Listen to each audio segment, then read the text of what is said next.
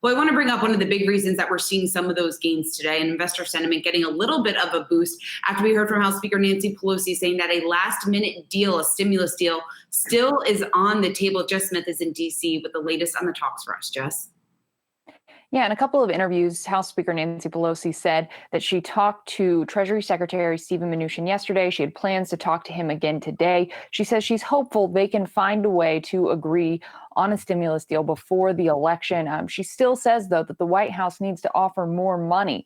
Right now, Democrats are saying that they'd accept somewhere between the $2.2 to $2.4 trillion range. That's well below their $3.4 trillion initial offer, but it's still far more than what Republicans have been wanting to accept. So really, the two sides are still very far apart here, but at least it looks like they are speaking. Pelosi said on Sunday that Democrats would be making a new proffer in negotiations sometime soon. We know that they have been working on another piece of legislation. She said that if there is no deal, they could vote on that legislation sometime soon. So we'll be keeping an eye on that to see if we have any updates on her conversations with Mnuchin or when we might see this latest offer from Democrats.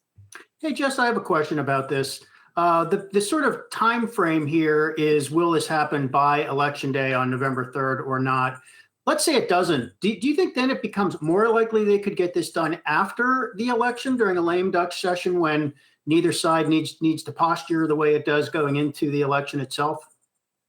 I think it might be easier to get done at that point. And I think right now everyone is focused on the election and also the Supreme Court fight that we're about to see. I've heard arguments both ways when it comes to that particular argument that the Supreme Court nomination is just going to suck up all of the oxygen and no one is going to be able to focus on anything else. But then I've also heard some people say, well, maybe because they'll be so focused on the Supreme Court nomination that Mnuchin can kind of go talk to Pelosi and get it done while it's not the focus. I've heard both of those arguments there.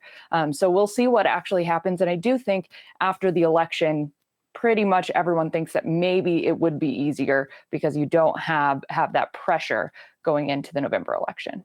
Well, we will say, all right, Jess Smith, thanks for bringing us the latest.